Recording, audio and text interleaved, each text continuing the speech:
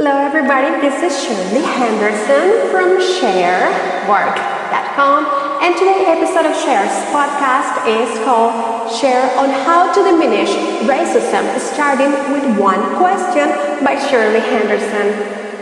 Alright, let's begin. Okay. In my opinion, we need to know what racism is, because I watch many kids on the internet who are being bullied for their skin color or place of origin, when they can even preconceive the idea of such a hate. Now, let's deconstruct racism. Racism means prejudice, discrimination, or antagonism directly against someone of the different race based on the belief that one on race is superior. It contains four main ingredients such as prejudice, discrimination, antagonism, and hate. Prejudice, any preconceived opinion or feeling, either favorable or unfavorable. Discrimination means the unjust or prejudicial treatment of different categories of people, especially on the grounds of race, age, or sex. Antagonism is the activity of being hostile to the opposition, means the different. Hate, the passionately dislike.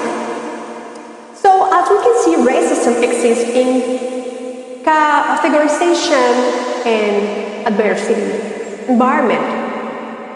I will not go further under this term of the adversary system, because that will need a new section of its own.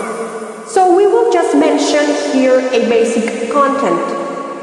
We need to learn from history, and the most important thing is that in civilizations where the adversarial system was implemented, those civilizations become extinct.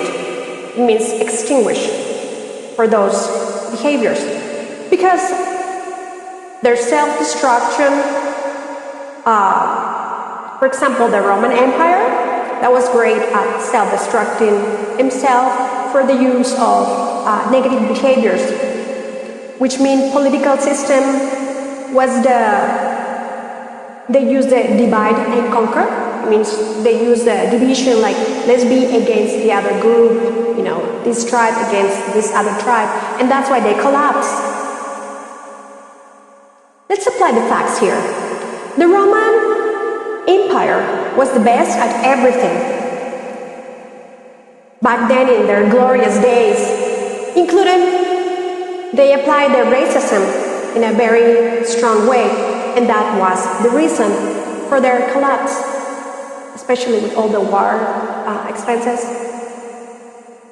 The Roman Empire was made of 39.9 million in population, and they spent 100 years applying racism to 300,000 Germans, Anglo-Saxons, and Vandals who migrated to the territory, labeling as the barbarian invasion.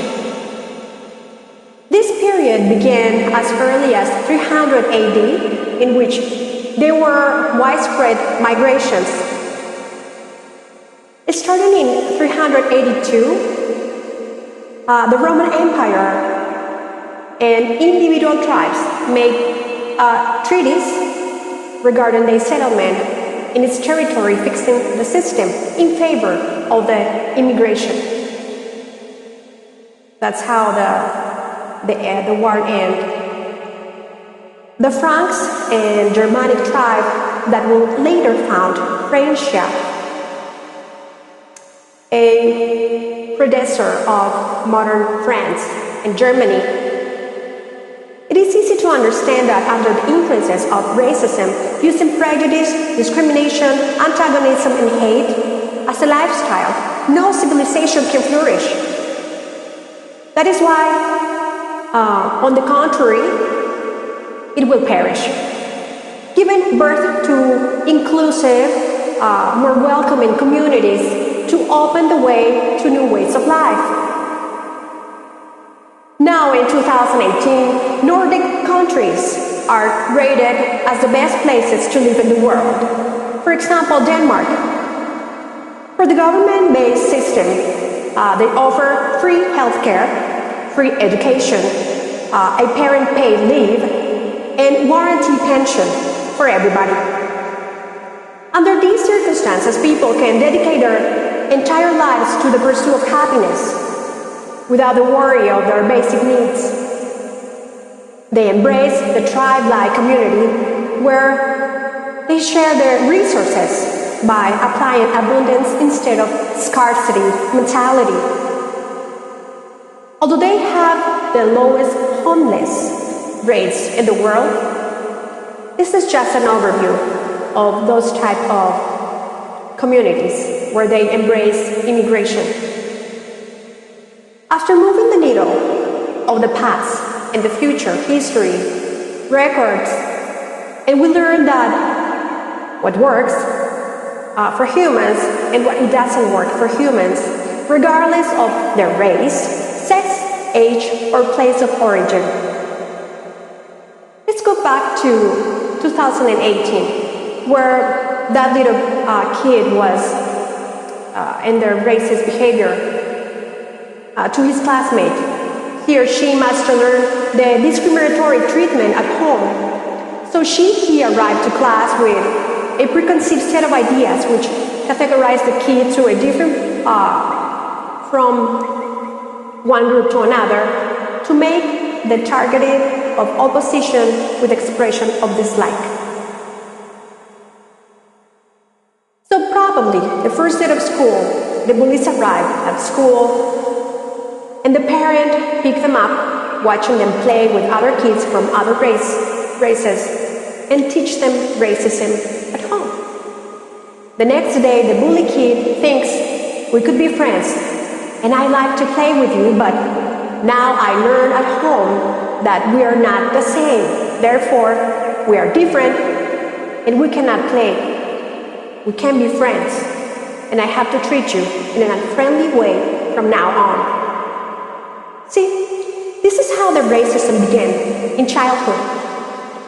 When the person grew up with these preconceived ideas, it's a result of the hate we see today in social media and the news and families, the school, workplaces, and gathering places.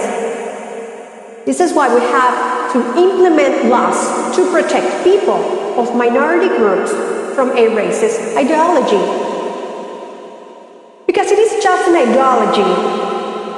Just like we use the straws to save the turtles because we learned that we're killing them, and now we reform the behavior to stop using straws so turtles stop getting hurt. As we just need to educate people. I don't think people are born evil. They learn it in the same way as racism. Now, the question is, why we should stop teaching our kids to hate at home? Well, because even if the said kid belongs to the favorable race, it might not belong to a higher financial circle, or intelligence circle, or athletic circle, or beauty circle, and the list goes on and on. When we understand that, with the endorsement of opposition, nobody wins, and we all lose as a society, just like that's what happened to the Roman Empire. Even to protect the planet where we live is the beginning to acknowledge our bad ways and stop consuming hate and propagating hate for the good of all. Just like we did with the plastic straws. Alright, so that's just a part one. Let's go one step further. So we can start with the question. You know, it is important to make these type of talks so we can fix